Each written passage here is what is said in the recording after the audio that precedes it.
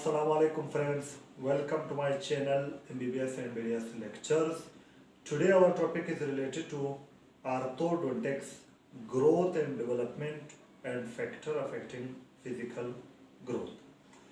Before going to explanation, if you want to watch the same lecture in English language, I already upload the same lecture in English language on my YouTube channel. Go and watch that video. But if you want to watch in Urdu Hindi, then this video is for you. तो आज हमारा topic है growth and development and factor affecting physical growth. Growth क्या है, development क्या है और physical growth पर कौन से फैक्टर अफेक्ट करेंगे. तो सबसे पहले हम स्टार्ट करते हैं ग्रोथ की डेफिनेशन से. What is growth. ग्रोथ क्या है. Increase in size is called growth. Size का बढ़ जाना इसे कहते हैं ग्रोथ. फॉर एग्जाम्पल कोई हमारे बॉडी का बोन है, उसका साइज का बढ़ जाना, ये क्या है, ग्रोथ है. अब दूसरी बात जो इंपॉर्टेंट है ग्रोथ में, वो क्या है, वो है इट इज एनाटॉमिक. अब क्वेश्चन ये है क्या ग्रोथ फिजियोलॉजिक है या एनाटॉमिक. तो आंसर क्या है, ग्रोथ एनाटॉमिक है. एनाटॉमिक का क्या मतलब है, increase in height, diameter, width of anatomic structure like bone. Growth क्या है, एनाटॉमिक. एनाटॉमिक का ये मतलब है कि किसी एनाटॉमिकल स्ट्रक्चर लाइक बोन का लेंथ का बढ़ जाना, हाइट का बढ़ जाना, विड्थ का बढ़ जाना, डायमीटर का बढ़ जाना, ये क्या है, ग्रोथ. तो ग्रोथ के बाद नेक्स्ट क्या है, ग्रोथ सेंटर. ग्रोथ सेंटर क्या होता है, वो एरिया जहां ग्रोथ होती है और वो एरिया अपनी ग्रोथ को खुद कंट्रोल करती है, उसे कहते हैं ग्रोथ सेंटर. ग्रोथ सेंटर क्या है, the area where growth occur and itself it control their own growth, उसे कहते हैं ग्रोथ सेंटर. अब फॉर एग्जांपल ये ग्रोथ सेंटर है, तो ये वो एरिया है जहां पे ग्रोथ होती है. और दूसरी बात क्या है, ये एरिया अपनी ग्रोथ को इटसेल्फ कंट्रोल करती है. ठीक है. तो ग्रोथ सेंटर के लिए दो चीजों का होना जरूरी है. पहले वहां ग्रोथ हो, दूसरी वो एरिया अपनी ग्रोथ को खुद कंट्रोल करे, इसे कहते हैं ग्रोथ सेंटर. अब आगे हम मैंडिबल और मैक्सिला की जब हम ग्रोथ पढ़ेंगे तो सिनकोंड्रोसिस जो है वो एक ग्रोथ सेंटर है जहां ग्रोथ होती है और वो अपनी ग्रोथ को खुद कंट्रोल करता है. नेक्स्ट है डेवलपमेंट. डेवलपमेंट क्या है.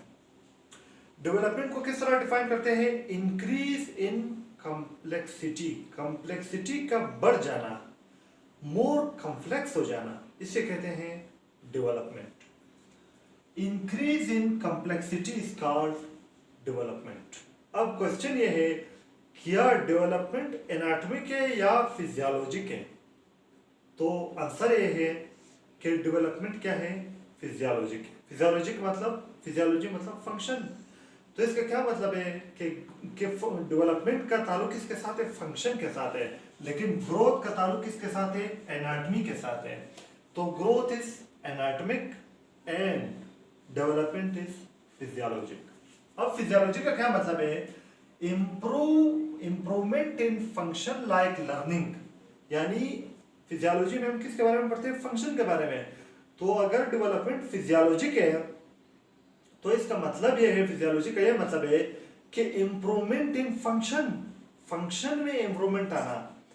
जैसे कि फंक्शन क्या है, लाइक लर्निंग. जब हम सीखते हैं, जब हम डे बाय डे लर्निंग करते हैं, दिन ब दिन हम लर्निंग करते हैं, तो हर दिन हमारी लर्निंग क्या होती है, इम्प्रूव होती है. अब लर्निंग क्या है, एक फंक्शन है. अब जब लर्निंग में दिन ब दिन इंप्रूवमेंट आती है, इसे कहते हैं डेवलपमेंट.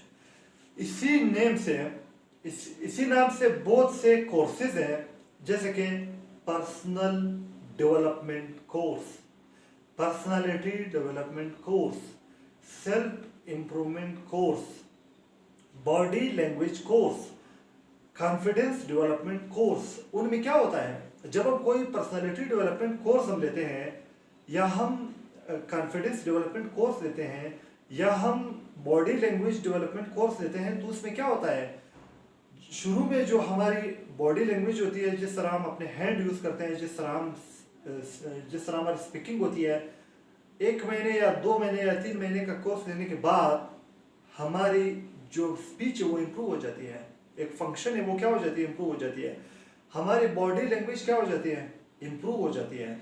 इसी तरह तो याद रखना, जब डेवलपमेंट में हमेशा फंक्शन इम्प्रूव होगा, जैसे कि लर्निंग की इम्प्रूवमेंट, जैसे कि स्पीच की इम्प्रूवमेंट, जैसे कि बॉडी लैंग्वेज की इम्प्रूवमेंट, तो ये क्या है, डेवलपमेंट। डेवलपमेंट क्या है, it is physiologic improvement in function like learning. Next हमारे साथ है फैक्टर अफेक्टिंग ग्रोथ। वो कौन से फैक्टर्स हैं जो ग्रोथ पर अफेक्ट करते हैं? वो फैक्टर जो ग्रोथ पर अफेक्ट करते हैं वो 9 फैक्टर है जो ग्रोथ पर अफेक्ट करते हैं। सबसे पहला है हेरिडिटी, दूसरा है न्यूट्रिशन, तीसरा है इलनेस, चौथा है रेस, पांचवा है सोशियो इकोनॉमिक फैक्टर, छठा है family size and birth order, सातवां है क्लाइमेटिक एंड सीजनल इफेक्ट, आठवां है साइकोलॉजिकल डिस्टर्बेंसेस एंड नवा है एक्सरसाइज। अब ये जो 9 फैक्टर है जो फिजियोलॉजिकल ग्रोथ पर अफेक्ट करते हैं, इसको हम 1 बाय 1 डिटेल में करेंगे। सबसे पहले है हेरिडिटी। हेरिडिटी वो फैक्टर है जो फिजियोलॉजिकल ग्रोथ पर अफेक्ट करता है। किस तरह? कुछ जीन होते हैं जो हमारी ओवरऑल जो फिजियोलॉजिकल ग्रोथ है, वो जीन ओवरऑल फिजियोलॉजिकल ग्रोथ को कंट्रोल करती है। इसे कहते हैं हेरिडिटरी फैक्टर। तो हेरिडिटी में क्या आते हैं, वो जीन्स आते हैं जो ओवरऑल हमारी बॉडी की जो फिजिकल ग्रोथ है उसको कंट्रोल करते हैं। दूसरा जो फैक्टर है वो है न्यूट्रिशन। न्यूट्रिशन का हमारी बॉडी की जो फिजियोलॉजिकल ग्रोथ है उसमें बहुत बड़ा रोल है। अगर माल न्यूट्रिशन है, इनिशियली अगर माल न्यूट्रिशन है, तो उसकी वजह से क्या होगा, हमारी बॉडी की जो पार्ट्स है उसकी जो साइज है उस पर माल न्यूट्रिशन का क्या होगा, इफेक्ट होगा। साइज, बॉडी की जो एनाटॉमिक स्ट्रक्चर है उसका साइज छोटा रह जाएगा। अब इनिशियली हम माल न्यूट्रिशन को कंट्रोल कर सकते हैं। अगर हम इनिशियली माल न्यूट्रिशन को कंट्रोल करते हैं तो वो रिवर्स हो जाता है। इस प्रोसेस को कहते हैं केचअप प्रोसेस, या उसे कहते हैं केचअप फेनोमेना। थर्ड है इलनेस। अब इलनेस में क्या है, इनिशियली जो चाइल्डहुड में जो इलनेस होती है उसका ग्रोथ पर इतना इफेक्ट नहीं होता, लेकिन अगर लॉन्ग टाइम इलनेस हो, बहुत सालों तक इलनेस रहे, तो उसकी वजह से क्या होती है, जो फिजियोलॉजिकल ग्रोथ है उस पर उसकी असर होती है। चौथा है रेस। रेस का जो है वो फिजियोलॉजिकल ग्रोथ पर बहुत बड़ा इफेक्ट है। जैसे कि अमेरिकन जो ब्लैक होते हैं उनकी जो टूथ की कैल्सिफिकेशन है और टूथ की इरप्शन है वो वाइट से 1 साल पहले होती है। तो इसका क्या मतलब हुआ कि रेस का जो है वो फिजियोलॉजिकल ग्रोथ पर क्या है, इफेक्ट है। पांचवा है सोशियो इकोनॉमिक फैक्टर। वो चिल्ड्रन जो good socio economic, well socio economic factor में उन बच्चों की ग्रोथ हुई है, तो उनकी ग्रोथ क्या होगी, अच्छी होगी। उनकी जो ग्रोथ की जो इवेंट्स है वो अर्ली स्टार्ट होगी। लेकिन वो बच्चे जिनका पुअर सोशियो इकोनॉमिक स्टेटस हो, उन बच्चों की जो ग्रोथ इवेंट है वो बाद में स्टार्ट होती है। छठा है family size and birth order. Family size, जितना फैमिली साइज छोटा होगा उतना न्यूट्रिशन ज्यादा अवेलेबल होगा, उतना ग्रोथ क्या होगा, अच्छा होगा। उसके बाद है बर्थ ऑर्डर। बर्थ ऑर्डर ये है कि वो बच्चा जो पहले पैदा हुआ उसका एट बर्थ पर वेट लेस होगा, लेकिन उसकी आईक्यू का क्या होगा, ज्यादा होगा। यानी जो पहला बच्चा पैदा होता है उसका वेट तो बर्थ पर लेस होता है, लेकिन उसका आईक्यू दूसरे बच्चे से क्या होता है, ज्यादा होता है। सातवां है climatic and seasonal effect. Climate का और सीजन का क्या असर होता है ग्रोथ पर, फिजिकल ग्रोथ पर? वो ये है कि क्लाइमेट और सीजन हमारे बॉडी की जो एडिपोज टिश्यू है उसकी जो कंटेंट है उस पर उसका क्या होता है, असर होता है। आठवां है साइकोलॉजिकल डिस्टर्बेंसेस। साइकोलॉजिकल डिस्टर्बेंसेस ये है कि अगर बच्चे को शुरू में साइकोलॉजिकल डिस्टर्बेंस हो तो उसकी वजह से उसकी जो ग्रोथ हार्मोन है उसके रिलीज पर क्या होगा, इफेक्ट होगा। लेकिन अगर बहुत अरसे तक, प्रोलॉन्ग टाइम तक अगर उसको साइकोलॉजिकल डिस्टर्बेंसेस है तो उस बच्चे की ग्रोथ की रिटार्डेशन होगी। नवा क्या है, एक्सरसाइज। एक्सरसाइज का फिजिकल ग्रोथ पर क्या होता है, इफेक्ट होता है। जैसे कि बॉडी की जो मसल है उसका मास जो है वो एक्सरसाइज के साथ क्या हो जाता है, बढ़ जाता है। तो आज हमने growth and development of factor affecting physical growth की हमने क्या पढ़ा, ग्रोथ की हमने डेफिनेशन पढ़ी और हमने पढ़ी ग्रोथ क्या है, एनाटॉमी क्या है।